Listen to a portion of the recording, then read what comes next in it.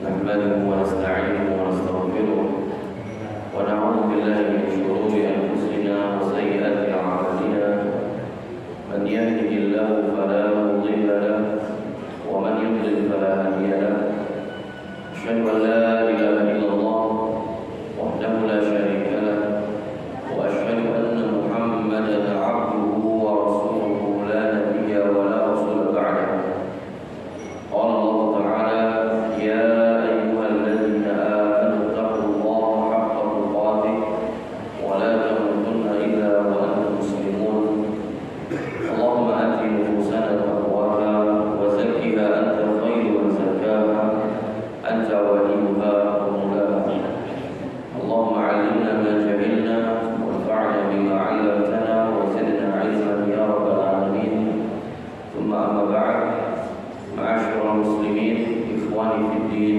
وأخواتي في الله أعزني الله وإياكم para jamaah sholat subuh yang semoga dimuliakan Allah Subhanahu wa Ta'ala.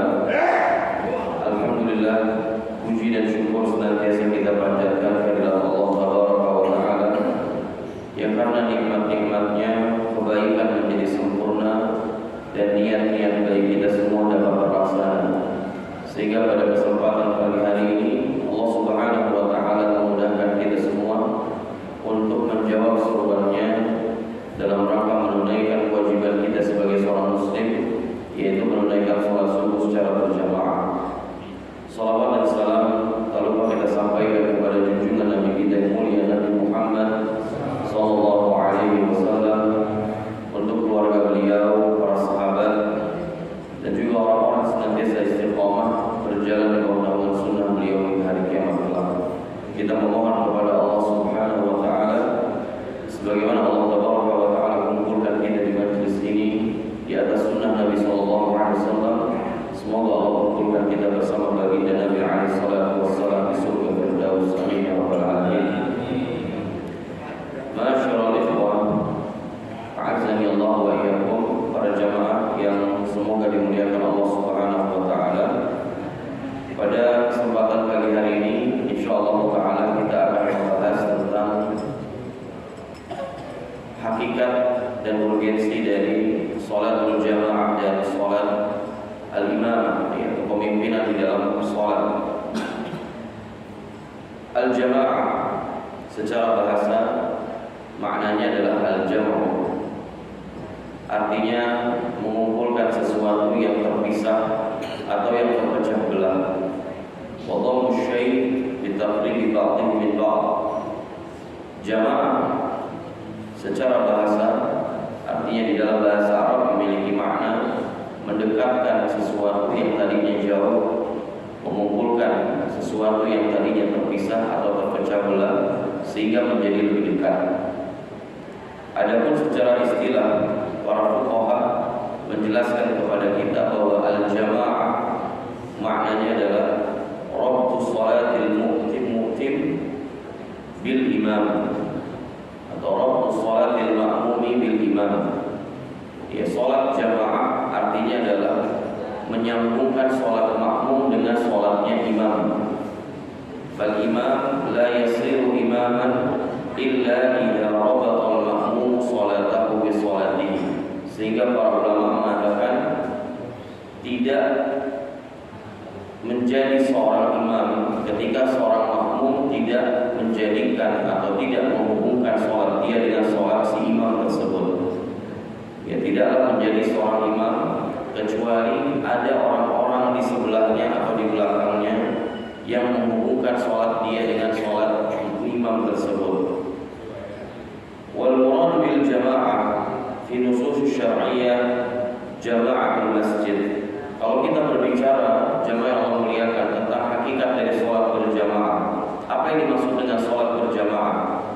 Di dalam teks-teks dalil baik itu Al-Quran ataupun Sunnah Nabi SAW, yang dimaksud jamaah atau sholat berjamaah menurut banyak hadis Nabi SAW adalah sholat jamaah yang ditegakkan di masjid atau tempat-tempat semisalnya yang memang digunakan untuk pelaksanaan sholat berjamaah. La jama'atul buyut, Bukan hakikat dari sholat berjamaah adalah menegakkan sholat berjamaah tersebut di rumah-rumah kaum muslimin. Jadi hakikat dari sholat berjamaah adalah sholat berjamaah di masjid, di mushola, atau di tempat-tempat yang memang biasa ditegakkan di situ sholat berjamaah.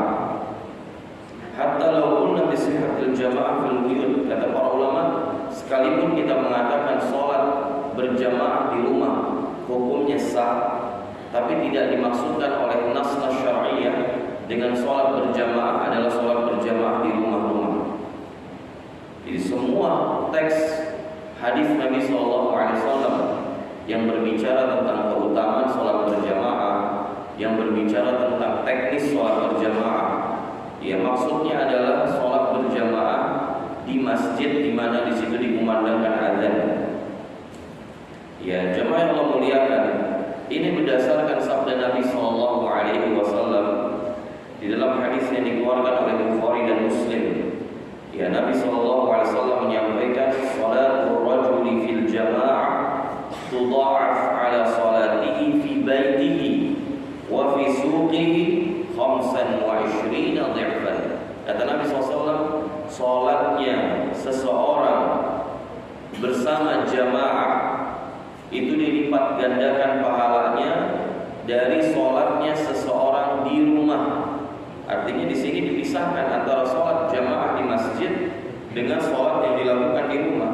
Wa fi suqihi, begitu juga berbeda kualitasnya dengan sholat yang dilakukan di pasar atau di tokonya. Seorang punya toko, maka sholat di tokonya atau sholat di rumahnya tidak begitu besar pahalanya daripada dia ikut sholat berjamaah di masjid bersama kaum muslimin. Ya Nabi SAW mengatakan perbedaannya 25 dhifan, 25 kali lipat ketika sholat yang dilakukan di rumah atau sholat yang dilakukan di toko. Nah begitu juga ditunjukkan jamaah oleh athar yang disampaikan oleh Sayyidina Ibnu Mas'ud, ya sahabat Nabi yang mulia radhiyallahu taala anhu, menunjukkan bahwa yang dimaksud sholat berjamaah itu adalah sholat berjamaah di masjid, bukan di rumah atau di tempat-tempat lain yang memang tidak biasa dilakukan di situ sholat berjamaah. Ibnu Mas'ud mengatakan, man sarrahu an yalqa Allah ghadan musliman falyuhafidh ala haula'i shalawat haitsu yunada bihin. Kata Ibnu Mas'ud radhiyallahu anhu, siapa yang menginginkan kelak berjumpa dengan Allah dalam keadaan muslim, ketika dia wafat, dia berharap wafatnya dalam keadaan muslim, berjumpa dengan Allah nanti dengan membawa predikat bahwa dia adalah seorang muslim. Kata Ibnu Mas'ud, makanya dia harus menjaga sholat-sholat 5 waktu di tempat di mana dikumandangkan azan. Dan ma'ruf, ya sudah diketahui oleh banyak pihak bahwa tempat dikumandangkan azan adalah di masjid atau di musola-musola kaum muslimin. Kalau di istilah orang Indonesia nyebutnya musola, ya, masjid musola. Padahal hakikatnya dua-duanya dianggap masjid sama saja. Mau itu masjidnya kecil atau masjid jami', masjid besar, kita katakan dia masjid. Sehingga seseorang dianjurkan, diperintahkan untuk melaksanakan sholat berjamaah baik di tempat yang kita sebut di dalam urf, di dalam kebiasaan masyarakat kita dengan masjid, begitu juga sesuatu yang disebut dengan mushola, ya, di negara kita. Nah, kemudian jemaah yang memuliakan, di antara dalil yang menunjukkan bahwasannya dimaksud sholat berjamaah itu adalah sholat berjamaah di masjid, Nabi SAW di dalam hadis yang insya Allah nanti kita akan bahas, memiliki tekad untuk membakar rumah-rumah kaum muslimin yang mereka absen dari sholat berjamaah di masjid. Kata para ulama, wa ma'lum anna al-buyuta fiha jamaah, dan kita ketahui bersama bahwasannya di rumah-rumah pun terkadang dilaksanakan sholat berjamaah. Semisal wanita yang memang mereka bukan ahli sholat berjamaah, mereka juga terkadang melaksanakan sholat secara berjamaah di rumah. Tapi Nabi tidak menganggap itu sebagai sholat berjamaah yang diinginkan oleh Allah Taala. Karenanya Nabi bertekad membakar rumah-rumah. Ya, tapi ini hanya tekad, jangan belum pernah Nabi bertekad membakar rumah-rumah kaum muslimin yang laki-lakinya di rumah tidak ikut sholat berjamaah di masjid bersama baginda Nabi sallallahu alaihi wasallam. Fadalla ala anna al-murad jama'atul masjid. Sehingga dari sini kita simpulkan bahwa ini maksud sholat berjamaah itu adalah sholat berjamaah di dalam masjid. Dan dalil yang terakhir jamaah yang menunjukkan bahwasannya sholat jamaah ini maksud adalah sholat jamaah di masjid, meskipun sekali lagi kalau ada orang melaksanakan sholat berjamaah di rumah tetap sah. Kita tidak berbicara tentang sah atau tidak, kita katakan sah. Tapi itu bukan yang dimaksud oleh teks-teks hadis Nabi sallallahu alaihi wasallam. Di antara dalilnya juga jamaah, kana al-wahid min as-salaf hadhihi al-ummah idza fatathu al-jama'ah fi masjidihi dhahaba ila masjidin akhar. Ya, di antara dalil yang menunjukkan bahwa sholat berjamaah dimaksud adalah sholat yang ditegakkan di masjid atau musola, ya, maka kita bisa ketahui dahulu para sahabat ketika mereka kehilangan sholat berjamaah di suatu masjid, mereka akan mencari masjid yang lain yang masih menegakkan sholat berjamaah. Karena dulu pelaksanaan sholat berjamaah bisa dikatakan tidak terasa serempak jamaah. Berbeda dengan sholat jamaah sekarang, terlebih kita masing-masing punya jam digital, ya, yang rata-rata kita menakar waktu yang umpamanya antara adzan dan iqamah tidak begitu jauh dan hampir sama rata-rata, maka menghasilkan hampir semua masjid itu sholat jamaahnya, pelaksanaan sholat jamaahnya itu bareng serempak. Adapun di zaman Nabi kita SAW jamaah diriwayatkan dahulu dari Mu'ad bin Jabal radhiyallahu ta'ala. Mu'ad pernah sholat isya di belakang Nabi SAW sebagai makmum, kemudian pulang ke kampungnya itu beliau masih menjadi imam, masih dapat sholat berjamaah. Jadi dahulu masih memungkinkan kalau kita kehilangan sholat berjamaah di suatu masjid, nyari masjid lain yang belum ditegakkan sholat berjamaah. Nah, itulah ciri para salaf kita terdahulu, para sahabat. Kalau mereka kehilangan sholat berjamaah di suatu masjid, mereka akan cari masjid yang lain. Walam yadhhab ila baitihi wa yusalli bi ahlihi liyakunu jamaah. Dan tidak diriwayatkan dari mereka, tidak ada satupun riwayat yang menjelaskan bahwa mereka ketika ketinggalan sholat berjamaah di suatu masjid, mereka pulang ke rumah dan sholat berjamaah bersama anak istri mereka. Belum pernah ada riwayat dari para salaf kita yang melakukan hal demikian. Karena yang lebih utama adalah sholat berjamaah yang ditegakkan di rumah-rumah Allah Azza wa Jalla, baik masjid ataupun musola menurut perspektif dari orang-orang Indonesia. Nah, kemudian jamaah yang Allah muliakan, pertanyaannya, apa hikmah dari disyariatkannya sholat berjamaah? Tentu setiap syariat Allah Jalla wa Ala yang Allah tetapkan kepada kita jamaah pasti mengandung hikmah. Tidak ada yang tidak ada hikmahnya. Sebagian hikmah diketahui, sebagian tidak diketahui. Nah, kita mau tahu sekarang jamaah, bagaimana penjelasan para ulama tentang hikmah disyariatkan sholat berjamaah. Ya, kenapa sholat berjamaah ini sangat ditekankan sekali kepada seluruh kaum muslimin, khususnya kaum laki-laki. Kenapa bahkan sebagian ulama mengatakan hukumnya wajib ketika seorang meninggalkan sholat berjamaah, ya, di masjid atau musola, maka sholatnya sah tapi dia berdosa. Bahkan kenapa sebagian ulama ada yang mengatakan bahwa sholat berjamaah 5 waktu, ya, hukumnya adalah syarat sah sholat. Artinya ketika dia melaksanakan sholat 5 waktu di rumahnya, laki-laki, ya, maka sholatnya tidak sah. Bahkan ada sebagian ulama yang berpendapat seperti itu. Kenapa pertanyaannya jemaah? Kenapa sholat jamaah ini sangat ditekankan kepada kaum muslimin? Ada beberapa hikmah yang disampaikan oleh para ulama kita. Di antaranya kata para ulama, yatimut ta'aruf baina ahlil hayy. Dengan sholat berjamaah akan terjadi at-ta'aruf, saling mengenal antara warga perumahan tertentu. Kita bisa kenal si fulan, si alan yang berada di satu komplek bersama kita jamaah, atau satu perumahan, atau satu kampung. Itu dengan ketemu di setiap kali diadakan sholat berjamaah. Jadi ketemuan wajib kita sebagai seorang muslim dan saling mengenal satu dengan yang lain setidaknya terjadi sehari 5 kali, atau dari 5 waktu itu setidaknya kita bertemu jamaah. Mungkin terkadang sehingga sulit bagi dia berjumpa dengan saudaranya satu perumahan, satu komplek, kecuali mungkin di sholat subuh atau di sholat maghrib, ya karena ada kerjaan dan sehingga dia tidak berada di rumahnya. Tapi setidaknya dia menyempatkan dirinya kalau dia ada di rumah untuk hadir dalam pelaksanaan sholat berjamaah agar kita saling mengenal satu dengan yang lainnya. Terkadang jamaah kita ini kalau diumumkan berita kematian kan gitu, inna lillahi wa inna ilaihi raji'un, telah kembali ke rahmatullah Bapak Fulan bin Fulan. Kalau kita nggak pernah sholat berjamaah atau Fulan yang diumumkan ini nggak pernah sholat berjamaah, kita akan bertanya-tanya, ini siapa yang meninggal? Ini bapak yang mana? Ini rumahnya di mana? Ini yang wajahnya seperti apa? Mungkin saya pernah bertemu atau tidak pernah bertemu. Kan banyak pertanyaan. Ya, tetapi ketika dia sholat berjamaah bersama kaum muslimin, lalu dikatakan, oh dia selalu berada di belakang imam sholat, dia selalu berada di sebelah kiri masjid, dia yang selalu berada di sebelah kanan masjid, kita kenal, sehingga kita bersemangat untuk bertakziah menghibur keluarga yang meninggal tersebut. Itu di antara hikmahnya jemaah. Sebagian ulama mengatakan juga bahwa hikmah kenapa disyariatkan sholat berjamaah, ta'limul jahil, mengajarkan orang yang tidak mengerti. Ya, seperti ketika di masjid-masjid hari ini jemaah, ya banyak yang mengadakan kajian-kajian.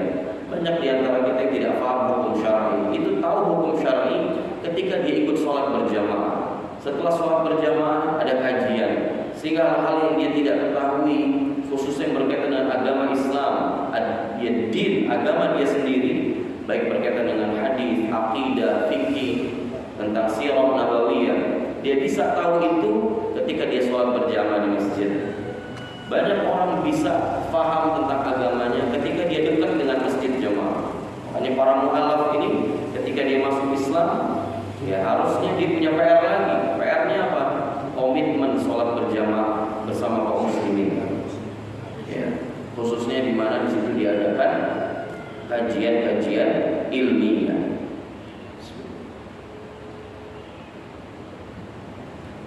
Kemudian jamaah yang memuliakan, di antara hikmah sholat berjamaah adalah tansyidul ajiz, memberikan semangat kepada orang yang lemah. Itu ada orang yang lemah secara fisik, ada orang yang lemah secara ekonomi. Kita motivasi, kita dukung, kita support, kita bangun mentalnya, kita bangun semangatnya untuk hidup. Kalau dia orang yang punya sakit kronis, dia tidak sendirian jadinya jamaah. Tapi kalau kita nggak pernah sholat berjamaah, ya kita memiliki sakit kronis, kalau kita sendirian, mungkin ada keluarga, tapi keluarga sibuk dengan urusan masing-masing. Tapi dengan berjamaah, kita akan selalu tanya kabar kita, Pak, gimana kabarnya Pak, sehat atau tidak? Pak, gimana penyakitnya? Sudah agak baikan belum? Sudah ada perubahan atau belum? Pak, gimana pengobatannya di rumah sakit tertentu? Kalau memang tidak bisa atau umpamanya belum ada perubahan, mungkin bisa kita pengobatan tradisional. Saya punya kenalan kayak gini. Itu bisa tahu jamaah hal tersebut kalau kita berjamaah. Kalau kita nggak berjamaah, kita nggak akan saling kenal dan nggak akan enak juga negara seorang. Meskipun kita tinggal di satu komplek yang sama, bahkan bisa jadi kita tetanggaan, satu gang tinggalnya atau satu RT, tapi karena nggak pernah berjamaah kita nggak kenal dan tidak bisa menyemangati seseorang yang memang sedang dalam kondisi drop baik ekonomi ataupun fisiknya. Kemudian yang keempat kata para ulama, as-su'al 'anil ghaib. Dengan sholat berjamaah kita bisa menanyakan kabar atau kondisi jamaah yang tidak hadir beberapa hari. Kita lihat ada jamaah yang biasa sholat di shaf pertama, Bapak Fulan kemana? Kalau dia nggak pernah kelihatan lagi sholat berjamaah. Biasanya dia di shaf pertama, biasanya dia di pojok kiri masjid. Oh, Bapak Fulan lagi sakit, dia dirawat dan seterusnya. Ya, sehingga itu akan membantu dia untuk ya kesembuhannya. Mungkin ada jamaah yang kenal dengan dokter yang baik, mungkin ada jamaah yang tahu obatnya, sehingga ketika menjenguk jangan saran dapat masukan, Pak, saya kemarin sakit seperti Bapak, ya obatnya ini dan insya Allah manjur Pak, tawakal Allah. Nah, dikasih obatnya dan alhamdulillah lebih baik daripada sebelumnya. Ini bisa diraih jemaah. Hal-hal seperti ini kalau kita melakukan sholat berjamaah. Kemudian juga ziaratul marid, mengunjungi saudara kita yang sakit. Wa tanafus fi a'malil khair, berlomba-lomba di dalam melakukan kebaikan. ya, kemudian al-'athaf 'alal faqir, membantu jamaah lain yang kondisi ekonominya sedang sulit. Ya, kita tahu bahwa si fulan sedang tidak baik ekonominya, sedang turun ekonominya.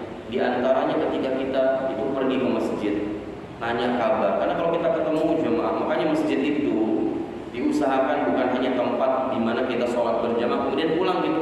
Ada sebagian jamaah itu bagus, nggak ada masalah. Ya, dia sudah mau hadir sholat berjamaah aja udah bagus. Tapi ini kurang ideal. Sebagian jamaah itu dia datang ke masjid bas cuma sholat doang. Itu juga nggak tegur sapa sama jamaah yang lain. Udah fokus aja dari rumah ke sini cari tempat yang biasa dia tempatin. Oh ini di sini. Ya udah dia ke situ aja, palanya ke situ tegap gitu. Nggak ngeliat kanan kiri, nggak negor jamaah yang lain. Kemudian dia pulang lagi. Kalau dia sudah mau berjamaah, insya Allah sudah baik. Tapi itu kurang tepat.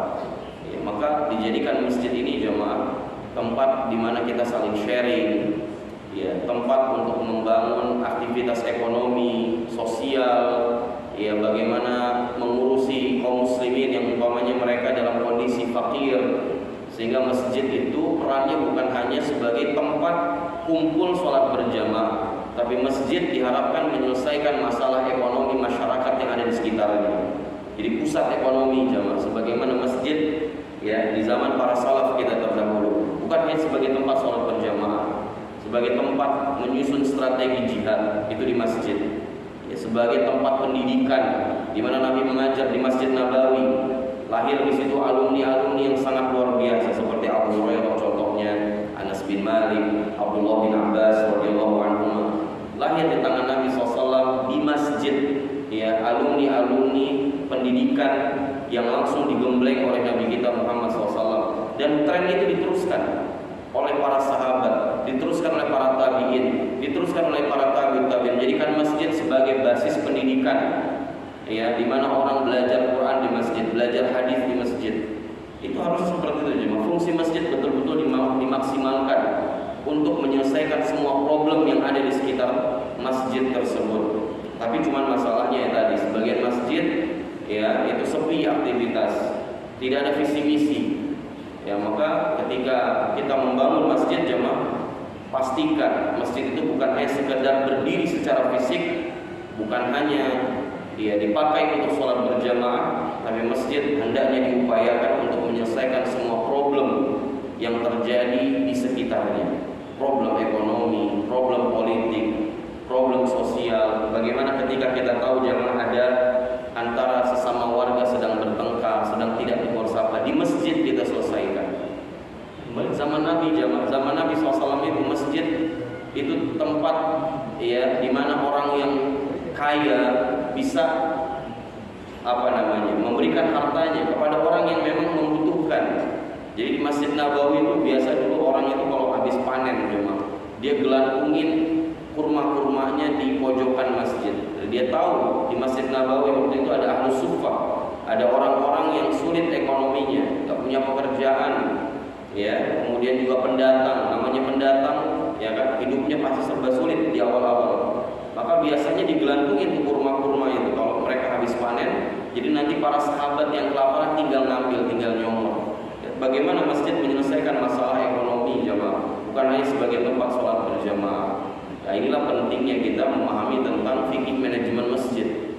Ya, bagaimana kita lihat sebagian masjid di Indonesia, subhanallah, ya, betul-betul baik di dalam memanage keuangan masjid sehingga masjid betul-betul menjadi solusi, ya, bagi masyarakat yang ekonominya lemah. Kemudian di antara hikmahnya kata para ulama, ta'widul ummah 'ala al-ijtima' wa 'adam at-tafriq wa 'adam at-tafarruq. Ya, membiasakan umat Islam berjamaah dan tidak berpecah belah. Kalau kita sholat di rumah masing-masing jamaah terpecah belah gitu. Tapi ketika kita membiasakan berjamaah setidaknya 5 waktu, maka kita akan terbiasa karena berjamaah itu tidak seperti sholat sendiri-sendiri, atau berjamaah itu tidak seperti masing-masing hidupnya jamaah. Sholat berjamaah atau berjamaah bukan hanya sholat, apapun yang sifatnya berjamaah, ini akan membutuhkan skill kita saling sabar dengan karakter teman kita. Kita harus mengerti tentang karakter teman kita. Kalau ada orang yang karakter ada skillnya jemaah. Makanya kalau orang hidup sendirian, dia bisa aja. Orang-orang introvert yang mereka memprioritaskan rumah-rumah mereka, nggak mau keluar rumah, mereka lebih nyaman begitu. Tapi ketika mereka ikut berjamaah, berkumpul bersama kaum muslimin, belum tentu bisa. Nggak semua orang bertahan di jamaah. Ya, lihat organisasinya. Mengelola organisasi itu, menyatukan hati anggotanya, itu nggak mudah. Jadi berjamaah itu ada teknisnya, ada skillnya. Banyak orang-orang yang kelempar dari jamaah. Kenapa? Karena tadi dia nggak biasa berjamaah, kemudian dia harus menghadapi manusia dengan karakter yang berbeda-beda. Terkadang dia merasa disakiti, gitu kan? Atau ada lisan dari saudaranya sesama muslim yang tidak sengaja menyakiti perasaannya. Ini banyak orang itu, atau dia tidak sevisi misi. Kalau kita bicara tentang Dewan Kemakmuran Masjid, nggak semuanya sepakat dalam satu permasalahan. Ya, bisa jadi dalam satu permasalahan Bapak A pengennya begini, Bapak B maunya kayak gini. Nah, bagaimana menyikapinya jamaah? Bagaimana musyawarah yang baik? Kalau kita nggak berjamaah dan membiasakan melakukan itu di masjid, nanti kalau kita menyelesaikan itu di kantor, di perusahaan, kita nggak tahu bagaimana cara bermusyawarah yang baik. Ya, ini dibiasakan berjamaah itu di pelaksanaan sholat 5 waktu tersebut. Dengan biasa berjamaah di sholat 5 waktu, kemanapun kita berjamaah, nggak akan kaget. Ya, kemanapun kita berjamaah, kita bisa menyesuaikan diri kita di setiap komunitas, karena komunitas berbeda-beda. Jamaah di masjid ini, ya, komunitasnya berbeda dengan jamaah di masjid yang lain. Di setiap jamaah itu memiliki karakter berbeda-beda. Dan saya rasakan itu dengan latar belakang masing-masing, latar belakang agama, latar belakang pendidikan, latar belakang sosial. Ketika kita tidak memahami dan tidak bisa berusaha untuk memahami karakter saudara-saudara kita, satu jamaah di masjid yang ada di dekat rumah kita, bagaimana mungkin nanti kita bisa membangun komunitas organisasi di luar, sementara kita tidak terbiasa untuk berjamaah. Maka biasakan berjamaah dengan menghadiri sholat-sholat 5 waktu secara berjamaah.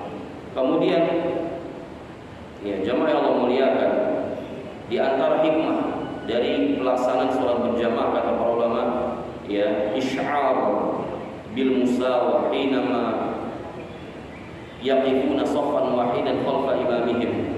Ya, sholat berjamaah ini kalau kita renungkan, para jamaah yang memuliakan, ini menampilkan simbol persamaan. Inilah hakikat persamaan. Jadi tidak lagi membedakan mana yang kaya, mana yang miskin, ya, mana yang kuat, mana yang sakit. Enggak. Semua orang yang datang di awal dia berhak mendapatkan shaf pertama. Enggak dilihat lagi oleh jenderal bintang 3 harus di shaf pertama, yang kopral-kopral di shaf paling belakang.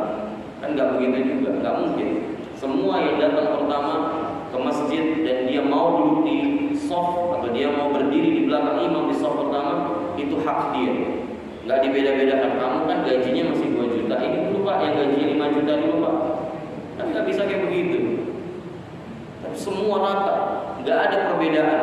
Enggak ada kulit hitam, enggak ada kulit putih, enggak ada bangsa Arab, enggak ada non-Arab, semua yang berdiri, yang dapat kesempatan berdiri di shaf pertama, maka dia berhak mendapatkannya. Nah, ini hakikat musawah.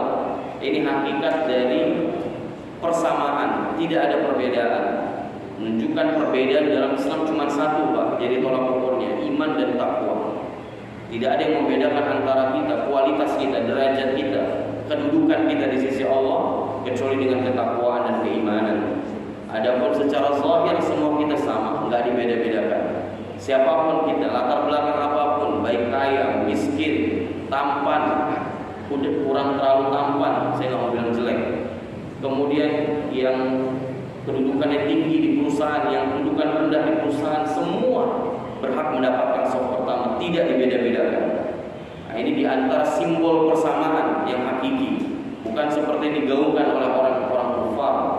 Ini persamaan hakiki, Pak. Ketika kita sholat berjamaah, semua menyatu, berbaur, tidak ada yang membedakan kita satu dengan yang lain kecuali ketakwaan kita kepada Allah Subhanahu wa Ta'ala.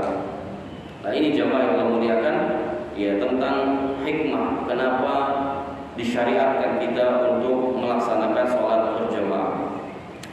Apa keutamaannya ketika kita menghadiri sholat berjamaah? Dari sisi pahala dan dari sisi derajat, maka Nabi kita Muhammad SAW menyampaikan dalam hadis yang diriwayatkan oleh Abdullah bin Umar radhiyallahu taala anhuma, anna Rasulullah sallallahu alaihi wasallam qala, salatul jamaah afdal min salatil fardhi bi 27 darajah, muttafaqun alaihi. Wa lahu an Abi Hurairah radhiyallahu anhu, dan diriwayatkan juga oleh Bukhari Muslim dari jalur Abu Hurairah radhiyallahu taala anhu, Nabi SAW mengatakan salatul jamaah afdal min salatil fardhi bi 25 juz'an. Salat berjamaah itu jauh lebih baik daripada salatnya seseorang sendirian. Itu perbedaannya bisa 27 atau 25 kali lipat perbedaan pahalanya atau derajat salatnya di sisi Allah Subhanahu wa taala. Ini diantara dalil jamaah yang menunjukkan betapa agungnya salat berjamaah, betapa besarnya ganjaran yang Allah siapkan bagi orang salat berjamaah. Tetapi memang manusia itu selalu mengukur dengan materi. Kalau materi, ya dia dengar dilipat gandakan semangat. Tapi kalau pahala, kalau derajat, nggak ada ketertarikan. Kalau materi, contoh jemaah, kalau ada orang yang mengatakan sholat di rumah nggak dapat apa-apa, tapi siapa yang sholat di masjid, siapa aja sholat di masjid di soft manapun, kalau dia bisa sholat di masjid, ya maka setiap dia datang ke masjid akan dibagikan uang oleh panitia sebanyak 5 juta rupiah. Kalau sholat di rumah nggak dapat apa-apa, sholat di masjid dibagiin panitia itu jemaah 5 juta rupiah. Kira-kira pilih mana jemaah? Di rumah apa di masjid kalau gitu? Di masjid. Di masjid. Terus kemudian kata panitia atau kata DKM, ya masuk aja udah 5 juta. Siapa yang bisa di soft pertama, ini yang di soft pertama ini masing-masing disiapkan uang 50 juta. Itu insya Allah jangan berantem di depan pintu sini, sikut-sikutan, tendang temennya, berebutan. Tapi ketika Nabi kita SAW menyampaikan sholatul al-jamaah, ya, sholatul rajuli fil jamaah, sholatnya seseorang bersama jamaah itu jauh lebih utama dari sholat sendirian 25 sampai 27 kali lipat, gak ada semangatnya. Kenapa? Ya Ustaz, namanya pahala. Pahala mau bisa dicari di mana aja Pak Ustaz. Kalau duit itu susah sekarang. Duit susah. Pahala kita cari di mana aja insya Allah. Gak ada ketertarikan. Makanya saya sering sampaikan ya, umat ini akan terus berada di atas kebaikan selama mereka masih antusias mendapatkan ganjaran dari Allah Azza wa Jalla dan takut terhadap hukuman Allah. Tapi ketika dua poin ini hilang dari masyarakat kaum muslimin, maka tidak akan ada kebaikan.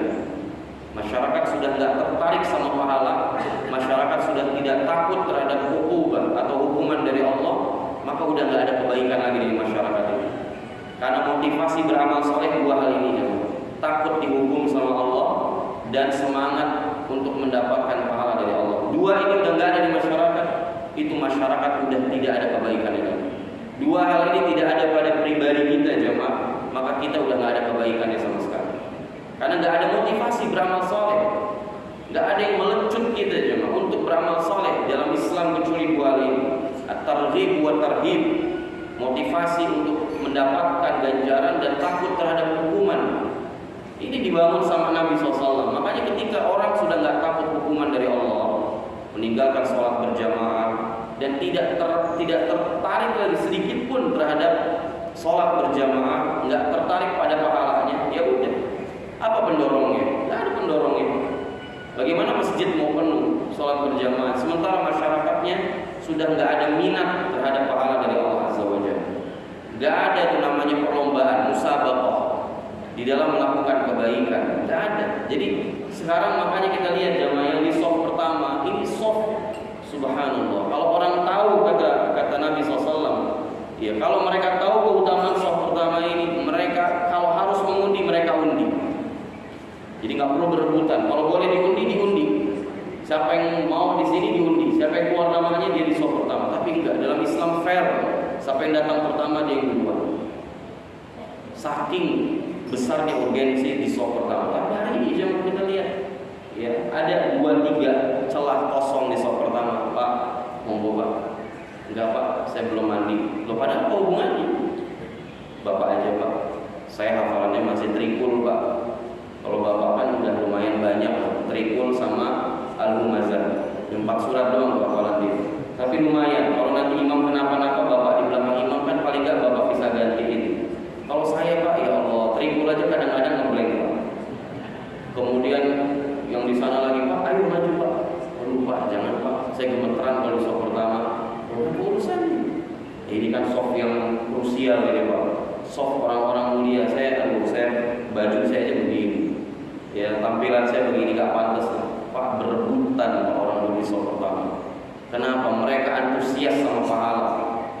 Mereka antusias terhadap ya ganjaran yang Allah berikan bagi orang yang sholat di soft pertama. Hari ini main lempar-lempar.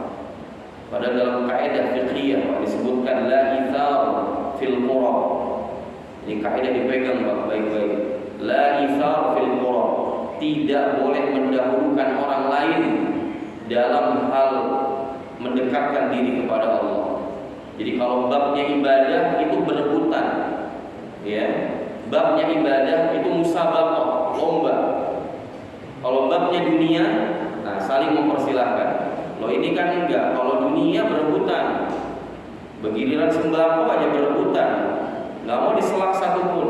Tapi giliran soft pertama diselak, jangan diselak. Masih kosong dilemparin ke orang lain. Udah Bapak aja. Mengutamakan orang lain Pak dalam hal ibadah itu hukumnya makruh. Mengutamakan orang lain dalam ibadah itu hukumnya makruh. Tapi kalau mengutamakan orang lain dalam bab non ibadah, dalam bab muamalah, dalam bab ada keseharian, ya, dalam bab duniawi, maka dianjurkan. Ya, jadi kalau ada sisa satu sheet itu ya dari penumpang sebuah bis atau travel, ini harusnya nggak perlu berebutan, dipersilakan aja, karena hal dunia. Tapi kalau giliran soft pertama, itu diperebutkan, berebut azan, berebut jadi imam. Ini jangan imam soft pertamanya tadi main serah-serah, apalagi imam dorong-dorongan. Ini jamaah ya, yang Allah muliakan. Nggak ada artinya kita bahas hadis ini kalau kita nggak punya ketertarikan dengan ganjaran yang Allah Subhanahu Wa Taala berikan kepada kita.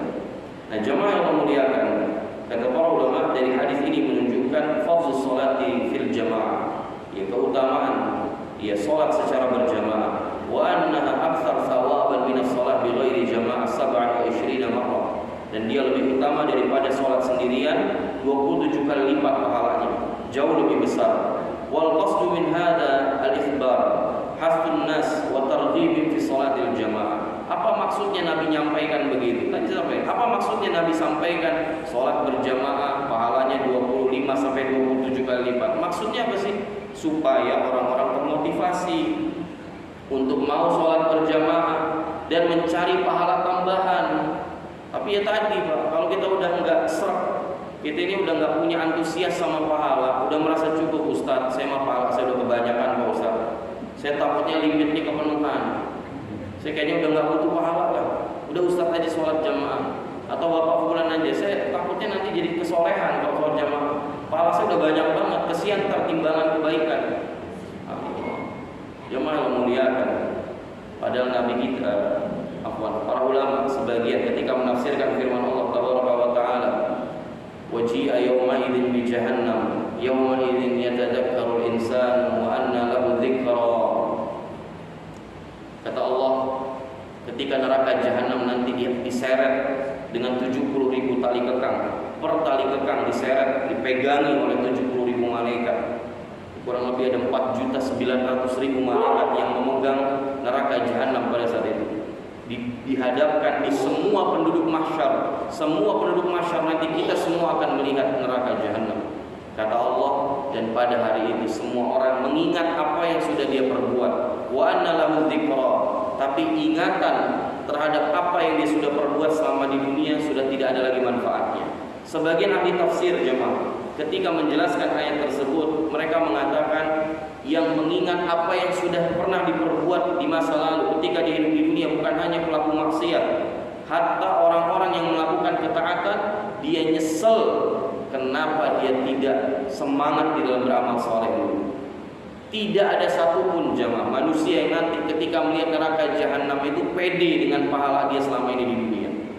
Bahkan sebagian ulama mengatakan bahwa kalau ada orang dari mulai dilahirkan brojol dari perut ibunya itu langsung sujud sampai dia wafat dalam usia tua, wafat dalam usia 90 tahun, 100 tahun, 120 tahun, sujud, nggak maksiat sama Allah. Dia selalu taat, nggak non-stop sujud terus dari awal dia dilahirkan ibunya sampai dia diwafatkan dalam usia tua. Kalau dia melakukan hal tersebut lalu dia nanti melihat neraka jahanam, maka dia akan menganggap sepele apa yang pernah dia lakukan tersebut. Dia akan minder dengan amalnya dia selama ini. Jadi nggak kepedean itu karena kita belum melihat neraka jahanam. Kepedean itu ketika kita belum merasakan sensasi kecemasan ketika neraka jahanam itu diseret oleh Allah di hadapan kita, ditampakkan di hadapan kita semua nanti. Tapi ketika seorang sudah melihat neraka jahanam, yauma idzin yatadzakkarul insan, hari itu semua orang ingat, ya Allah, dulu sholat duha kenapa cuma 2 rakaat, kenapa nggak ditambah 4 rakaat, kenapa sholat duha bolong-bolong, kenapa sholat witir ditinggalkan, kenapa sholat qobliyah subuh ditinggalkan, kenapa dulu bisa sholat di shaf pertama tapi milih shaf yang kelima. Ini semua akan jadi penyesalan yang gak akan ada gunanya, jemaah. Gak akan ada gunanya. Wa anna lahu dzikra, kata Allah. Hari itu nyesel gak ada manfaatnya. Dan hari itu semua orang akan menyepelekan semua amal soleh yang pernah dia perbuat di dunia. Mau itu jihad, mau itu sedekah yang luar biasa, mau itu hajinya, umrohnya, minder. Semuanya gak akan ada yang kepedean mengingat amal soleh yang pernah dia lakukan ketika neraka jahanam sudah ada di hadapan dia, jemaah. Makanya hari ini kita nggak tertarik pahala karena kita belum merasakannya, jemaah. Dan jangan sampai nunggu kita pergi meninggalkan dunia ini dalam keadaan tidak sama sekali punya antusias terhadap pahala. Jadi Nabi sampaikan ini, kata para ulama, agar kita termotivasi, agar kita terpancing untuk menjaga sholat berjamaah. Yang nggak tertarik pahala, ya mau gimana lagi. Tapi yang masih antusias terhadap pahala, masih semangat untuk memberatkan timbangan kebaikan di yaumil mizan nanti, maka dengarkan baik-baik apa yang disampaikan nanti oleh Nabi kita SAW. Kemudian jamaah yang memuliakan, ya dari hadis ini para ulama mengatakan bahwa hadisul bab mahmulun 'alal munfarid alladhi shalla fi baiti biduni 'udhr. Wa amma man shalla fi baiti al-'udhr kamaradin wa nahwihi fa fi qawlan. Hadis ini jemaah ya berlaku bagi orang yang sholat di rumahnya tidak punya uzur. Tapi orang yang sholat di rumah punya uzur sendiri, dia sholat di rumah sendirian. Jadi Nabi mengatakan sholatnya seseorang sendirian, sholatnya seseorang bersama berjamaah itu jauh lebih baik, jauh lebih besar pahalanya 25-27 kali lipat dari orang yang sholat sendirian di rumahnya. Kata para ulama, ini maksudnya adalah orang yang sholat sendirian di rumahnya gak punya uzur. Tapi yang punya uzur, para ulama khilaf, apakah dia dapat pahala 25-27 kali lipat tersebut? Sebagian ulama mengatakan orang yang biasa sholat berjamaah kemudian karena uzur, entah sakit ya, atau dia dalam keadaan yang memang terhalangi, sampai dia pulang dari kantor sudah nggak dapat ya kebagian sholat isya berjamaah atau sholat maghrib berjamaah, sehingga dia mau nggak mau sholat di rumah sendirian, maka sebagian ulama mengatakan dia tetap dapat pahala sempurna, tidak dikurangi dari pahala yang biasa dia kerjakan ketika dia sholat berjamaah. Nah, ini sebagaimana sabda Nabi SAW, idza maridal 'abdu aw safara kutiba lahu mithlu ma kana ya'malu muqiman sahihan. Kalau seorang hamba sakit atau dia sedang safar dalam tanda kurung sehingga dia terhalangi dari mengerjakan ibadah yang biasa dia kerjakan, maka kata Nabi SAW, dia tetap mendapatkan pahala sebagaimana dia biasa mengerjakan amalan tersebut saat dia sehat atau dalam keadaan mukim. Jadi orang ini keutamaannya jamaah, keutamaan orang yang menjaga sholat berjamaah di masjid. Kalau suatu waktu dia tidak bisa melakukan di masjid, dia lakukan di rumah sendirian, pahala dia bukan pahala orang sholat sendirian. Pahala dia adalah orang yang sholat berjamaah. Menurut sebagian ulama. Sebagian mengatakan annal ma'dzur lahu ajr. Orang yang punya uzur dia dapat pahala, tapi pahalanya tidak seperti orang yang sholat berjamaah persis, tidak. Artinya tidak 25 sampai 27 kali lipat, tapi dia tetap dapat pahala lebih. Bukan seperti orang yang sholat di rumah sendirian tanpa adanya uzur syar'i. Orang yang sholat di rumahnya karena ada uzur syar'i, terhalangi dia dari melaksanakan sholat secara berjamaah, baik karena safar ataupun karena sakit, ya dia tetap mendapatkan pahala lebih. Para ulama cuma berbeda pendapat, apakah dia dapat pahala full 25 sampai 27 atau tidak sampai full. Karena mau bagaimana juga jemaah, datangnya orang ke masjid itu bukan hanya tentang pahala sholat dia di masjid, tapi pahala langkah kakinya dari rumah menuju masjid, dan pahala langkah kakinya dari masjid pulang ke rumahnya. Jadi jangan dikira cuma tentang sholat berjamaah di masjidnya pahalanya, tapi ketika rumah kita jauh dari masjid, semakin banyak langkah, maka semakin banyak pula ganjaran yang Allah berikan kepada kita, semakin banyak dosa-dosa yang dihapuskan, semakin tinggi derajat yang Allah angkat. Begitu juga ketika pulang dari masjid, jalan kaki atau sebagian goes, maka setiap perputaran kakinya menggoes sepeda itu, maka dia mendapatkan pahala di sisi Allah, kata sebagian ulama kontemporer. Jadi dikiaskan dengan orang yang jalan, yang goes juga, yang nggak dapat yang begini pak. Kalau gini gimana? Ngitung pahalanya gimana? Nggak ada effortnya kan gitu. Tapi dia tetap dapat pahala secara umum pergi dari rumahnya ke masjid. Tapi yang dihitung per langkah adalah perjalanan dia, langkah kaki dia dari rumah menuju masjid. Wa amma man lam takun 'adatu shalat fil jamaah fa marida fa shalla wahdahu fa hada la yuktab lahu mithlu shalatis sahih. Adapun orang yang bukan kebiasaannya sholat berjamaah, lalu dia sakit dan sholat sendirian di rumahnya, maka dia tidak dicatatkan pahala orang yang sehat, karena dia bukan orang yang terbiasa melakukan sholat berjamaah. Nah ini jamaah yang Allah muliakan. Jadi apa yang bisa kita bahas pada kesempatan pagi hari ini tentang hakikat sholat berjamaah. Bahwa sholat berjamaah dimaksud itu adalah sholat berjamaah di tempat dikumandangkannya azan. Kemudian juga tentang hikmahnya tadi sudah kita sebutkan, dan keutamaannya sebagaimana disampaikan oleh Nabi kita SAW. Sholatnya seseorang bersama jamaah itu jauh lebih baik, jauh lebih besar pahalanya 25 sampai 27 kali lipat daripada orang yang sholat sendirian. Baik, jamaah yang Allah muliakan, sampai sini materi saya selesaikan. Insyaallah kita lanjutkan di pertemuan yang akan datang. Ada pertanyaan sampai di sini? Saya persilahkan.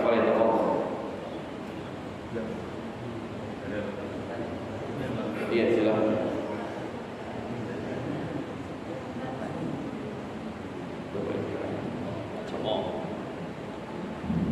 Sebentar Ibu, kita kasih kesempatan.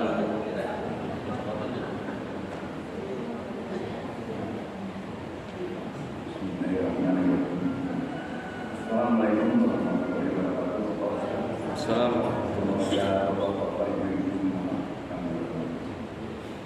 Kita mohon izin bertanya dari semua yang telah disampaikan Pak Ustaz, 99,9 kami resapi. Insyaallah Allah meridai kita semua. Yang berusaha karena kaitannya dengan jamaah. Tolong jelaskan secara luas tentang ahli sunnah wal jamaah. Satu. Kemudian yang kedua tentang sabda yang depan. Disebutkan sabda yang itu menurut kami karena kami nilai plus. Para malaikat memberikan doa kepada kita. Kisah yang paling depan. Suatu kali dari Yesus. Tapi ada satu Presiden Turki itu tidak mau yang paling depan. Padahal Presiden sholat bersama itu yang sangat kedua itu kan itu alasannya melakukan sama astagfirullah.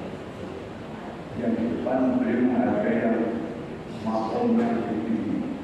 mampu mungkin pengetahuan yang mungkin diberikan kepada belum bisnis, tapi kajian ilmu agamanya mungkin beda dengan yang sudah khusus. Nah itu bukan sebagai beban yang cuma ada juga yang menyadari ilmunya tinggi utamakannya. Nah sementara itu tentang pahala 25-27 kami sangat terima kasih sekali. Assalamualaikum warahmatullahi wabarakatuh. Tentang tadi yang kita rawat bahwa ahli sunnah wal jamaah rawat maupun secara singkat. Terima kasih. Baik, pertanyaan pertama tentang siapa mereka ahli sunnah wal jamaah. Maka ini bisa jadi kajian tersendiri, bahkan bisa jadi beberapa part tentang siapa mereka ahli sunnah wal jamaah. Tapi simpelnya Pak, al-jamaah ini maksud adalah jamaah kaum muslimin. Karena Nabi SAW mengatakan alaikum bil jamaah, hendaknya kalian bersama jamaah. Fa inna syaitan ya'kulu minal ghanam bil khasiyah. Karena sesungguhnya syaitan itu sesungguhnya serigala itu hanya memakan domba yang sedang sendirian. Dan jamaah dimaksud ahlu sunnah, artinya adalah mereka yang berpegang kepada sunnah Nabi SAW. Adalah mereka orang-orang yang berpegang kepada Al-Quran dan sunnah Nabi SAW berdasarkan pemahaman para salafun salih, berdasarkan pemahaman para sahabat, ya, para tabi'in, para tabi'ut tabi'in, dan para a'immah, para imam yang empat secara khusus, dan tanpa membatasi imam hanya yang empat ini, tetapi yang paling banyak diikuti madhabnya baik secara akidah ataupun fiqh ini adalah imam empat madhab ini. Dan secara keseluruhan ahlu sunnah adalah mereka yang manhajnya di dalam beragama, metodologinya dalam beragama, referensinya adalah Al-Quran dan Sunnah. Cukup sampai di situ? Enggak ada. Karena sekte-sekte menyimpang seperti Syiah, Murji'ah, Mu'tazilah, Jahmiyah dan yang lainnya, mereka punya pegangannya adalah Quran dan Sunnah juga. Jadi sehingga tidak bisa dimutlakan begitu, karena masing-masing nanti akan punya cara pandang sendiri tentang Al-Quran dan Sunnah. Makanya perlu diluruskan, perlu dispesifikkan lagi menurut pemahaman siapa. Maka para ulama menjawab menurut pemahaman para sahabat, dan mereka al-jamaah. Ya, dan inilah tafsir dari firman Allah Subhanahu wa taala, ihdinas siratal mustaqim, siratal ladzina an'amta 'alaihim ghairil maghdubi 'alaihim waladdallin. Siratal ladzina an'amta 'alaihim, jalan orang-orang yang Kau berikan nikmat. Jalan orang-orang yang Kau berikan nikmat. Sebagian ahli tafsir menjelaskan bahwa yang dimaksud dalam ayat ini adalah Nabi SAW dan para sahabatnya. Nabi dan para sahabatnya. Makanya ketika seseorang berpegang kepada Al-Quran dan Sunnah, ya, menurut pemahaman para sahabat, ya, para tabi'in, para tabi'ut tabi'in dan imam yang empat, maka hakikatnya mereka adalah ahlu sunnah. Wal jamaah, jamaah kaum muslimin, ya, jamaah kaum muslimin. Kan dalam hadis juga Pak, Nabi kita SAW menyampaikan la yahillu damu imri'in muslim illa bi ihdath thalath. Tidak halal darah seorang muslim untuk ditumpahkan, untuk dibunuh, kecuali disebabkan salah satu dari tiga hal. As-sayyibuz zani, seorang yang sudah menikah tapi berzina, karena dia dihukum rajam nantinya. Wan nafsu bin nafs, orang yang membunuh nyawa, maka di dalam Islam dia dikisos, dibunuh juga, kecuali wali dari si yang terbunuh ini membebaskan dia. Kemudian at-tariku lidin, orang yang meninggalkan agamanya, orang murtad. Dalam agama Islam dia dieksekusi mati. Dalam hukum Islam, orang yang murtad dari agama Islam itu tidak diminta bertaubat, dia langsung dieksekusi mati kalau pakai hukum Islam. At-tariku lidin al-mufariq lil jamaah, ya, dia yang meninggalkan agamanya dan meninggalkan jamaah kaum muslimin. Jadi disebut jamaah secara umum Pak, mereka adalah seluruh kaum muslimin, mereka adalah al-jamaah. Arti seluruh kaum muslimin yang manhajnya, metodologinya dalam beragama, referensinya adalah Al-Quran dan Sunnah menurut pemahaman para sahabat, tabi'in, tabi'ut tabi'in, dan para imam yang empat, maka mereka adalah ahlus sunnah wal jamaah. Ini secara ringkas saja Pak, secara ringkas. Kemudian tadi pertanyaan kedua tentang Bapak Pak Erdogan. Ya, Pak Erdogan. Jadi bagaimana menyikapi beliau yang tidak mau masuk di shaf pertama karena memuliakan dan menghormati orang yang makomnya lebih tinggi dari sisi agama tentu ya, para ulama, para sepuhnya gitu. Maka jamaah yang memuliakan, tadi pada dasarnya kita mengamalkan kaidah fiqhiyah bahwasannya al-itharu fil qurab makruha, mendahulukan orang lain dalam hal ketaatan itu hukumnya makruh. Artinya nggak sampai dosa memang, tapi dia meninggalkan sesuatu yang jauh lebih utama, yaitu mendahulukan dirinya sendiri daripada orang lain dalam hal ketaatan. Nah, kaitan dengan Pak Erdogan ini, pertama dia bukan menjadi tolak ukur kebenaran, karena dia presiden, tentu dia punya pemahaman agama, iya, tapi bukan ulama kan gitu. Ya, dia bukan ulama yang sehingga kita bisa melihat semua gerak-geriknya dan kita contoh. Tapi kalau ada gerak-geriknya yang benar, perbuatan benar, ucapan yang benar sesuai dengan Quran dan Sunnah, dengan pemahaman para salaf kita, para sahabat, tabi'in, kita ikuti. Tapi yang tidak sesuai dengan Al-Quran dan Sunnah, berdasarkan pemahaman para sahabat, para tabi'in dan tabi'in, maka yang kita ikuti adalah dalil dan para ulama kita, yang memang para ulama ini yang punya kompeten di dalam hal itu. Kalau presiden atau kepala negara, sesoleh apapun mereka takhususnya, spesialisasinya memang bukan ilmu syar'i. Artinya kita nggak bisa menjadi sama kalau ketika kita mengatakan itu Raja Salman kok nggak di shaf pertama, semua rata. Kepala negara mereka bukan ulama hari ini, beda sama zaman dulu. Ketika kita bicara Umar bin Khattab khalifah, ya ulamanya dia. Abu Bakar ulamanya dia, Utsman dia kepala negara, dia ulamanya. Begitu juga Ali radhiyallahu ta'ala jami'an. Umar bin Abdul Aziz umpamanya Pak, salah seorang khalifah dari Bani Umayyah.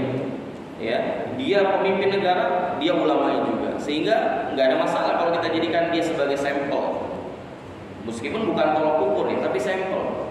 Itu nggak ada masalah kalau dia kepala negara sekaligus ngerangkap ulama di zaman seperti di zaman para sahabat dulu. Tapi kalau dia bukan ulama, tidak bisa dijadikan patokan kebenaran.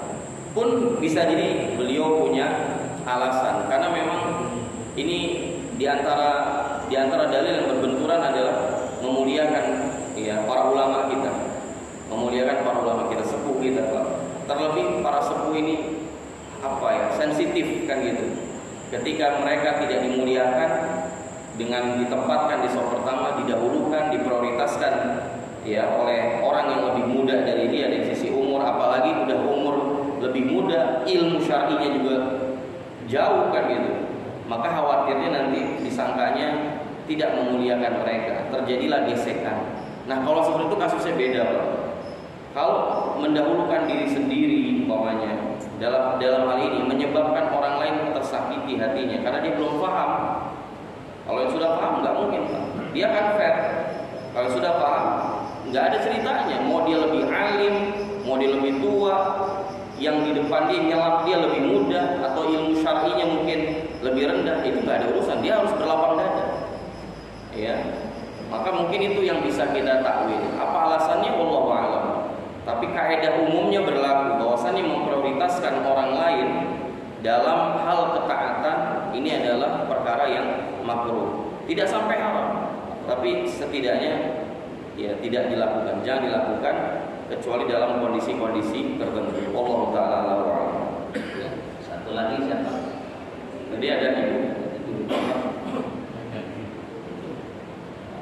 sampai Allah.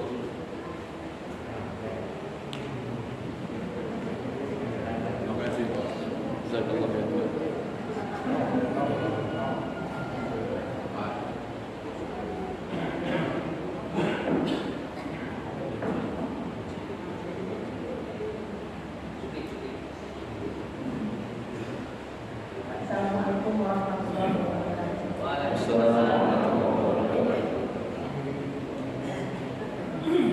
Izin Pak Ustadz, saya ingin menyampaikan beberapa pertanyaan terkait dengan salat berjamaah yang baru saja Pak Ustadz sampaikan. Yang pertama, untuk salat dari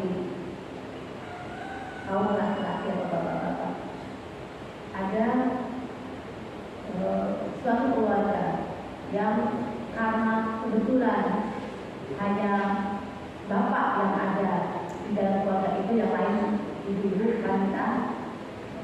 sehingga beliau menjadi imam bagi keluarga.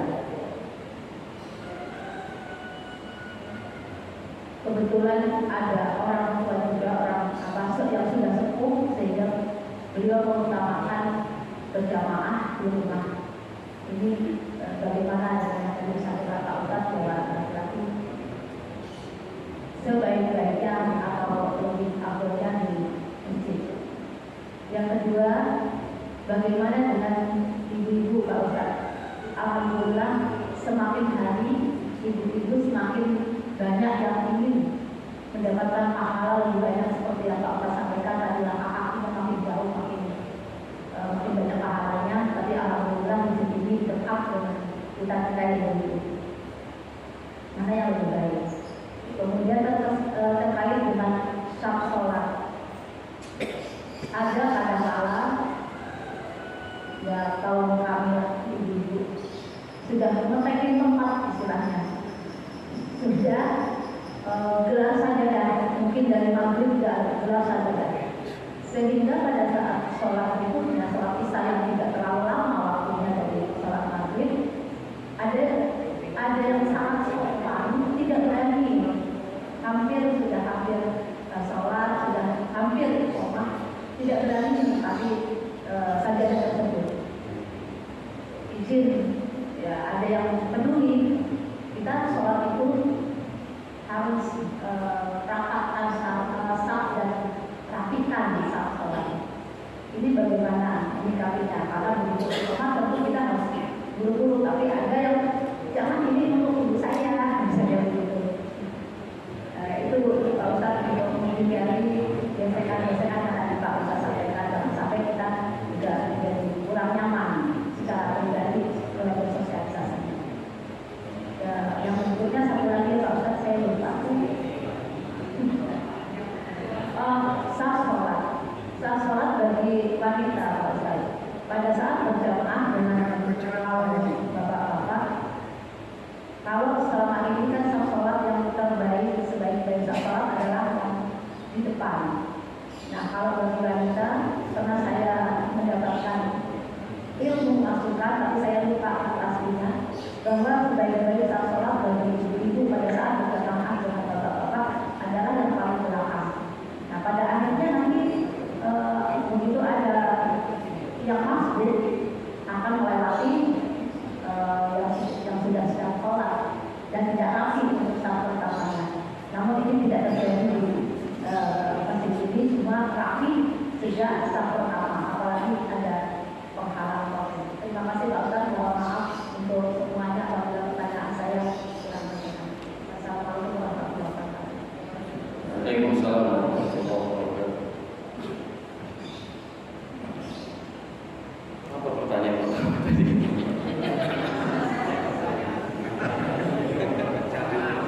Iya, banyak pertanyaan. Dampak pertanyaan. Iya, baik, tentang seorang laki-laki yang menjadi imam bagi keluarganya di rumah. Maka ini tidak dibenarkan. Dalam artian nanti kita akan bahas hukum sholat berjamaah. Tapi anggaplah dia sunnah muakkadah. Maka orang yang lebih memilih menjadi imam di rumahnya ketimbang dia menjadi makmum di masjid, maka dia telah meninggalkan pahala yang jauh lebih besar. Jadi bukan sebagai alasan dia meninggalkan sholat berjamaah di masjid, dia menjadi imam di rumahnya atau bahkan sekalipun di kampungnya. Karena Mu'adz bin Jabal radhiyallahu anhu, dia tetap sholat berjamaah sama Nabi di masjid sebagai makmum. Nanti pulang ke kampungnya tadi dia menjadi imam. Ya, kalau dia pengen dapat keutamaan jadi imam, umpamanya gitu kan, atau ada maslahat, maka tetap laki-laki dia sholat di masjid, itu jauh lebih utama untuk dia. Ya, dan bukan seperti yang dipertontonkan di film sinetron gitu ya. Kita lihat dulu zaman sinetron itu marak, nggak tahu kalau sekarang masih marak apa enggak. Itu suaminya di depan, ya, satu anak yang lakinya di belakang atau dua nanti belakang. Masya Allah, itu kayaknya keluarga sakinah. Itu saya bilang bukan keluarga sakinah, keluarga muskilah, keluarga yang bermasalah. Kenapa? Karena dia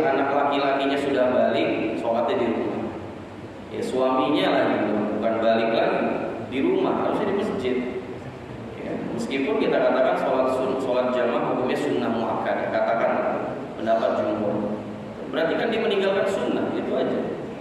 Dan tidak dibenarkan alasan seperti itu. Alasan ingin memimpin sholat ya bersama istrinya, anak-anaknya. Kalau mau sholat sunnah diperbolehkan. Jadi ambil peluang sholat sunnah sebagai momen edukasi tentang teknis pelaksanaan sholat berjamaah bersama keluarga. Ya sholat witir, sholat qiyamul lail, boleh. Sholat duha sesekali boleh, tapi jangan dirutinkan. Karena yang dirutinkan Nabi sholat sendirian di rumah. Tapi sesekali Nabi SAW melakukan sholat sunnah berjamaah, nanti itu akan jadi pembahasan kita. Coba ya. Jadi yang lebih utama adalah bagi dia sholat di masjid, di mana dikumandangkan azan. Kemudian pertanyaan kedua tadi berkaitan dengan wanita. Bagaimana dengan wanita? Apakah dia dapat pahala yang sama seperti disampaikan tadi oleh Nabi SAW? Wanita berbeda. Wanita ini pun kita katakan berbeda karena ada dalil yang lain yang menunjukkan bahwa wanita berbeda dalam hal ini dengan laki-laki. Kalau tidak ada dalil khususnya, maka kita katakan sama. Sebagaimana laki-laki dianjurkan di masjid, wanita juga. Tapi masalahnya ada dalil yang lain yang menunjukkan bahwa sholat wanita yang terbaik adalah fi ta'ri buyutihin, di bagian dalam rumahnya yang paling dalam, di dapur tidak sampai di dapur juga. Tapi kalau dia punya kamar tuh ya, dia ada kamar nih. Biasanya kalau sebagian orang itu di kamarnya ada musola lagi, tempat dia sholat. Nah sholat di situ jauh lebih baik daripada sholat di ruang keluarga. Sholat di ruang keluarga jauh lebih baik daripada sholat di ruang tamu. Jadi semakin wanita itu masuk di belakang bagian dalam rumahnya, maka itu jauh lebih utama. Tapi apakah dia nggak boleh ke masjid? Maka Nabi SAW menyampaikan, la tamna'u ima Allah masajidallah. Jangan kalian melarang ya wanita-wanita yang notabene mereka adalah hamba-hamba Allah. Jangan kalian para suami melarang istri-istri kalian yang notabene mereka bukan hanya status sebagai istri kalian, tapi dia juga hamba Allah. Jangan larang mereka dari rumah-rumah Allah. Artinya suami juga nggak boleh melarang istrinya pergi ke masjid untuk sholat berjamaah, kecuali memang suami melihat ada madharrah, ada potensi bahaya. Ya itu beda lagi. Tapi kalau dalam kondisi normal, laki-laki nggak boleh melarang wanita, melarang istrinya, anak perempuannya pergi ke masjid selama tidak dikhawatirkan ada fitnah di situ. Ya, bahkan Abdullah bin Umar yang meriwayatkan riwayat ini, ketika anaknya, ada seorang anak Abdullah bin Umar mengatakan, wallahi demi Allah, saya akan tetap melarang istri-istri saya pergi ke masjid, sholat di masjid. Karena sholat di rumah jauh lebih baik dan khawatir nanti fitnah ini macam-macam. Kami akan tetap melarang istri-istri kami ke masjid. Kata putranya Abdullah bin Umar. Yang Abdullah bin Umar ini perawi hadis ini langsung. Maka dalam riwayat itu Nafi' muridnya Ibnu Umar yang mantan budak itu mengatakan setelah anaknya mengatakan demikian, Ibnu Umar marahnya luar biasa, mengeluarkan kata-kata yang belum pernah didengar sama Nafi. Semarah itu belum pernah Ibnu Umar. Karena karakter sahabat tuh gitu. Kalau sudah nyelisih sunnah Nabi, itu udah nggak pandang dulu, anak sendiri juga disikat. Karena kecintaan mereka kepada Nabi itu jauh lebih besar daripada kecintaan mereka kepada anak-anak mereka, bahkan kepada diri mereka sendiri. Ketika sunnahnya dilanggar, maka mereka marahnya luar biasa. Sejak itu nggak pernah ditegur lagi tuh anaknya, karena anaknya tetap ngotot melarang istri-istrinya untuk tidak pergi ke masjid, sholat di rumah jauh lebih baik, jauh lebih aman dan seterusnya. Padahal Allah mengatakan, Nabi mengatakan jangan kalian melarang istri-istri kalian dari rumah-rumah Allah. Ya, dia mau melarang, berarti kan lancang kalau seperti itu. Marah Ibnu Umar. Itu ya. Jadi kalau dilarang tergantung larangan suami apa. Apakah ada maslahat, ada madharrah, potensi bahaya kalau dia pergi ke masjid? Nah, kalau seperti itu ya jangan. Suami berhak melarang. Tapi kalau tidak ada hal apapun yang dikhawatirkan, ibu-ibu pergi ke masjid tidak mengundang fitnah, ya maka suami nggak boleh melarang. Tapi ingat, ibu sholat di rumah jauh lebih baik daripada sholat di. Jadi sholat ibu di rumah itu setara dengan sholatnya laki-laki di masjid. Tapi apakah kita nggak boleh nih Pak Ustadz sama sekali nih sholat berjamaah di masjid? Boleh, saya katakan. Saya tadi mengatakan Nabi jangan larang, berarti boleh. Jadi kalau ditanya boleh apa enggak, ya boleh. Tapi kalau pertanyaannya mana yang lebih utama, sholat di rumah jauh lebih utama. Nah, dalam momentum tertentu, kayak misalnya pada subuh ada kajian, dan kayaknya kalau nanti dari rumah baru datang ke masjid, telat ngikutin kajiannya, ya maka sesekali nggak ada masalah. Sholat di masjid, ya entah sholat, utamakan sholat di waktu gelap, entah waktu isya atau waktu subuh. Ya, sholat di waktu gelap, karena lebih menjaga kaum wanita dari fitnah. Dalam artian dia tidak akan terlihat jelas oleh kaum laki-laki ketika dia berangkat dari rumahnya pergi ke masjid. Dan ingat, jaga jangan sampai melakukan hal apapun yang mengundang fitnah berangkat dari rumah ke masjid. Ya, pakai mukena yang umpamanya ronde-ronde lah, mukenanya 5 jutaan harganya, pakai wangi-wangian, make up dari rumah mau ke masjid aja make upnya 5 jam, udah kayak mau kondangan. Maka ini dihindari karena ini akan berpotensi mengundang fitnah dan bahayanya kembali kepada ibu-ibu sendiri. Larangan ini didasari karena cinta kepada kaum wanita, bukan benci kepada kaum wanita. Maka hati-hati berangkat ke masjid pun harus diperhatikan. Boleh pergi ke masjid, ingat yang lebih utama sholatnya dia di rumahnya, bahkan di bagian rumah yang paling terdalam. Kemudian pertanyaan ketiga tentang caksop. ngetekin soft tertentu. Maka jamaah yang memuliakan sama tadi sebagaimana kita sampaikan, dalam urusan ketaatan itu hendaknya berebutan. Bahasa saya berantem, tapi jangan diterapkan juga, enggak. Ini mubalaghah, ini hiperbola. Dalam artian kalau kita harus perjuangkan itu mati-matian, perjuangin itu mati-matian. Kenapa? Karena memang di dalam Islam konsepnya itu ya adalah munafasah, perlombaan. Fastabiqul khairat, berlomba-lomba dalam kebaikan. Ya, ada gak orang kalau ibu-ibu lihat nih kalau lomba Agustusan, Bu, ibu aja yang masukin paku ke botol duluan, saya nanti dia belakangan. Enggak, ibu aja lah. Enggak, ibu aja udah. Gak ada. Orang lomba pasti akan sikut kanan, sikut kiri. Lomba itu akan memacu adrenalin dia untuk bersaing dengan temannya. Nah, sehingga menuntut dia untuk memperjuangkan apa yang menjadi target dia. Target dia pahala di soft pertama ya sudah. Ya, tapi Bu, kalau seumpamanya cuma dalam masalah ngetekin posisi sejadahnya saja, artinya tidak mengganggu yang lain gitu ya. Selama tidak mengganggu yang lain dan tidak berpotensi berantem antara sama jamaah, meskipun tetap diedukasi bahwa dalam Islam nggak ada ngetekin tempat sholat, itu dia diedukasi. Dalam Islam tidak boleh ngetekin tempat. Tadi Nabi katakan kalau seandainya diundi lebih utama karena lebih fair. Kalau ngetekin itu nggak fair. Dia datangnya jam berapa, orang suruh ya nanti dia akan ngelewatin orang yang datangnya duluan. Dan tentu nggak fair, orang yang datang duluan dia di soft belakang gara-gara sejadahnya. Umpamanya satu soft ini full nih, tinggal ada sejadah satu. Nah orang itu mau di depan umpamanya kan, tapi gara-gara ada sejadah itu maka nggak bisa. Mau digeser pun nanti orangnya baperan. Jadi maju kena, mundur kena. Maka diedukasi bahwa ini tidak dibenarkan di dalam syariat Islam, dalam praktek fikih sholat berjamaah yang ada itu berebutan untuk berada di soft terdepan. Ya, berebutan dalam mendapatkan soft terdepan, bukan ngetekin soft terdepan. Tapi kalau potensi Bu, ini orang nih kalau ini bisa berantem, ya sudahlah.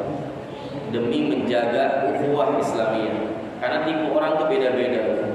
Ya, dan kadar pemahaman orang terhadap agamanya ini berbeda-beda.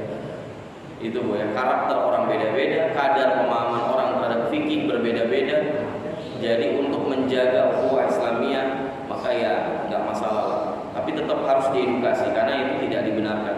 Dan kalau bisa menyampaikan langsung, bisa disampaikan langsung, Bu, ini mohon maaf tidak bisa seperti ini. Dan yang afdol menyampaikan adalah DKM. Karena dia yang lebih bijak, artinya dia netral. Kalau nanti nyampein ibu yang punya masalah, malah jadi berantem nanti kan. Itu Bu ya.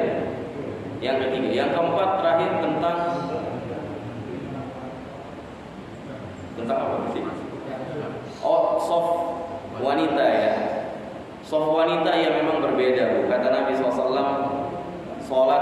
soft yang terbaik bagi laki-laki adalah awwaluha wa syarruha akhiruha. Soft yang terbaik bagi laki-laki yang paling depan, yang paling buruk yang paling belakang.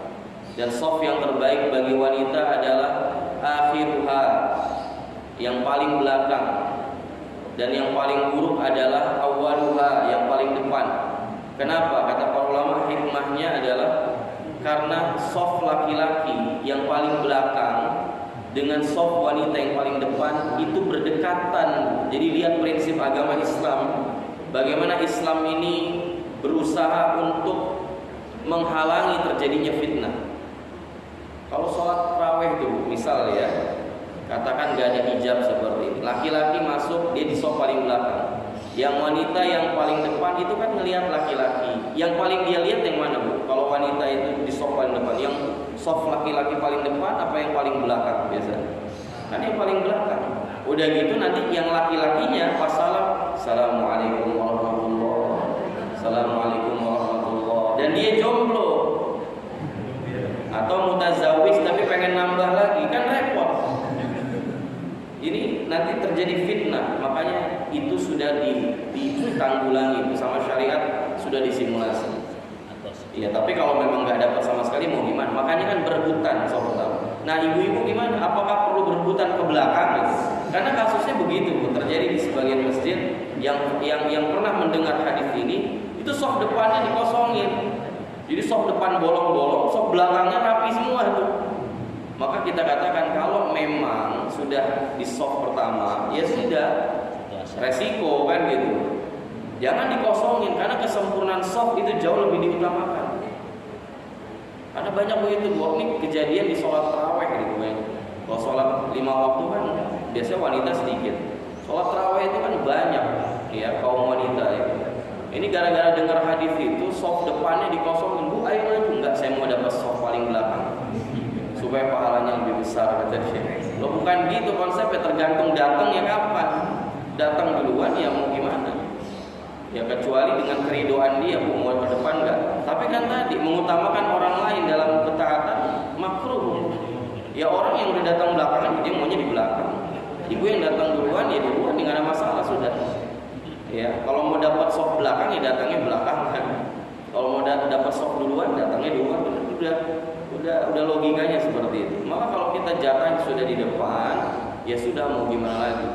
Tinggal ya diwaspadai tentang fitnah-fitnah seperti itu. Potensi mengundang kecondongan hati kepada laki-laki yang mahram, begitu juga sebaliknya. Laki-laki juga hati-hati agar jangan sampai terjerumus pada hal-hal yang diharamkan Allah Azza wa Jalla. Dia jaga semua, masing-masing pihak bertakwa kepada Allah, jaga diri mereka dari fitnah. Itu, Bu, yang mungkin saya sampaikan. Allah Ta'ala a'lam. Saya pikir sekian. Kita tutup dengan doa. Astaghfirullahaladzim, astaghfirullahaladzim, astaghfirullahaladzim. Alhamdulillahirabbil alamin, hamdan syakirin, hamdan na'imin, hamdan yuwafi ni'amahu wa yukafi'u mazidah. Ya Rabbana lakal hamd wa lakal syukr wa lakal mulku kama yanbaghi li jalali wajhikal karim wa 'azimi sultanik. Allahumma shalli ala Muhammad wa ala ali Muhammad kama shallaita ala Ibrahim wa ala ali Ibrahim wa barik ala Muhammad wa ala ali Muhammad kama barakta ala Ibrahim wa ala ali Ibrahim innaka Hamidum Majid. Rabbana zalamna anfusana wa in lam taghfir lana wa tarhamna lanakunanna minal khasirin. Faghfir lana dhunubana wa'fu 'anna wa kaffir 'anna sayyi'atina wa tawaffana ma'al abrar. Rabbana taqabbal minna innaka antas samiul 'alim wa tub 'alaina innaka antal